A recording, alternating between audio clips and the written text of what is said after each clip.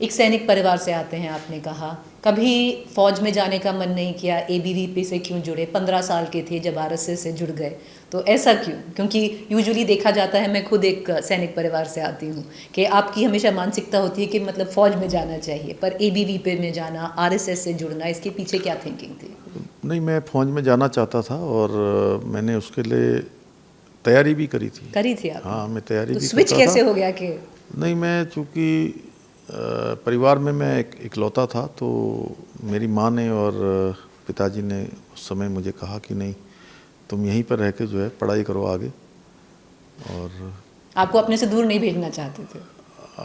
उस समय चूँकि पारिवारिक ऐसी जिम्मेदारियां थी, तो उन्होंने कहा कि यहीं पर करिए। और मैं तो एक सेना में सपना था मैं आपका सेना सेना में हाँ, मैं जाने का? सेना में जाना सपना था, और सेना में तो नहीं जा पाया, लेकिन एक सैनिक जैसा उसका भाव होता है, वो भाव मेरे अंदर भी भरा हुआ है। क्योंकि पिताजी के साथ मैं फौज में कई स्थानों पर उनके साथ गया, सैनिकों के बीच में रहा हूँ और सेना को नज़दीक से देखा है।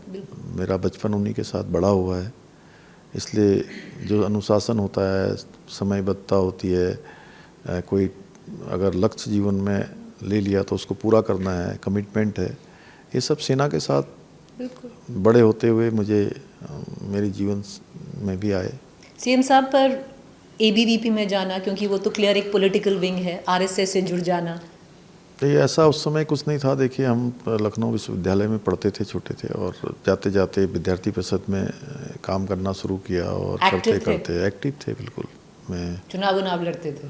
हाँ, चुनाव प्रक्रिया में कैसा भाव था? अग्रेसिव लीडर का भाव था, या जो स्कीमिंग के पॉलिटिकल माइंड था? नहीं, छात्र राजनीति में तो हमेशा तेज तर्रार लोग ही होते हैं, तो उसी प्रकार का था। उसी प्रकार के थे आप। जी।